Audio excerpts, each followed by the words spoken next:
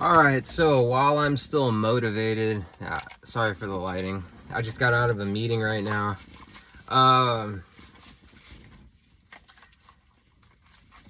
Man, so I was at training today and somebody asked me how I got into training. And I had to kind of think about it for a second. First of all, I'm low on sleep like always, and I'm pretty sure I redlined my body today. Trying to work out at the gym, but I was almost like in shutdown mode. Neurodivergent community is pretty well aware of shutdown mode. It's like when you're so overstimulated that you just can't really talk. You can't force, like you're trying to force yourself to talk, but the words aren't coming out. And yeah, like it's like you want to talk, you want to speak, but you just can't really get the words out. But yeah, they asked me like, what got you into training? And for me, there's multiple reasons why I started training. But for some reason, I couldn't bring them all up in the moment.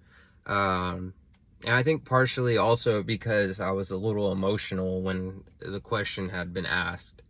But yeah, the reason why I started training is mainly because I started my recovery journey. I had stopped all substance use, and it gave me the mental clarity that I needed to actually sit back and say, okay, I can actually like train martial arts right now. I can actually do this thing that I've looked at as cool as hell since I was a kid. Because when I was growing up, I watched a lot of martial arts movies. I liked watching anything with Michael Jai White in there. I loved all the Blade movies. I loved the Jet Li movies, Jackie Chan movies. I remember when I first found out about Muay Thai. I didn't find out until years later, but I saw Ung Bak. I think 2009 is when it came out. I was really, really little. I was probably like maybe 10 or 11, I think. My brother showed me that movie. And you just see like somebody flying through the air, throwing an elbow, bro. And it's just like this shit's cool as hell. And my older brother showed me that movie, and I always thought that it was super cool that people are able to do that. I didn't think that it was like an actual, like something you could do in real life. I thought that it was just movies because I was a kid. Like I didn't know that, they have stunt coordinators, stunt actors, and what have you. But yeah, that's what got me into training. And also my brother, he's the reason why I'm in recovery. He's the reason why I found meetings and the AANA circle, and he directed me and told me where to go before he fell into his coma. And 2023, that was almost 3 years ago for me. My sobriety date is on the 31st of May, and we're about 2 weeks away from there. And so I kind of got emotional, and like I wanted to hold my tears back. I think partly because ego came into play a little bit, because I'm talking to the opposite sex, so I don't really want to like break down and cry in front of her, bro. Like, yeah. Anyways, that's besides the point. I don't really like crying in front of people in general. So I was holding back my tears, and I got a little emotional. And of course, I did not want to say all of this to I just couldn't get the words out. And yeah, I just got out of the meeting right now. The reason why I'm bringing this up is because time flies, and a lot of this time I have been spending training martial arts. my martial arts journey and my recovery journey kind of go hand in hand. You know, they complement each other.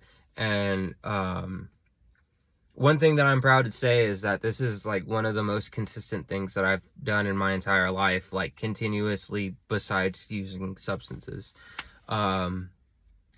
And yeah, I just didn't realize that it's already been 3 years. You know, I do this so often. I train so often. Like, it's almost an everyday basis, unless it's a designated rest day or something, or I'm going to go do things and I just can't make it to the gym. But yeah, it's like almost an everyday occurrence. And you know, I put all this time into it, and I was just thinking about what I recorded in the previous video of how I don't really have time to do anything. It's because I train martial arts so much. And then also, you know, you have it feels like time is speeding up. Like, I never have time to do anything, you know, and I almost didn't want to go to this meeting because I was making content and I was working on content, and I had just gotten into like flow state. And that's one thing that I learned about being neurodivergent is, you know, when you get in that flow state and it gets interrupted, it makes you like a little angry, to say the least. But yeah, I don't know why, but like I kind of zoned out in the meeting. The topic was resentments, and I didn't really talk about my resentments. I talked about what I just said right now about the conversation I had earlier. But yeah, man, I just wanted to share that little tidbit with everybody. You know, don't take your time for granted. I feel like a lot of us do. And you know, what helps with that is being mindful, practicing mindfulness, and being in the present moment. And there's no other way to live in the present moment than to have punches getting thrown at your head and slipping them while also thinking of combos to throw out. Or rolling around with somebody on the floor in pajamas. Whatever martial art you practice, you have to be pretty present for it. So yeah, that's all I got for this one. I don't know what the hell I'm gonna call this. All right.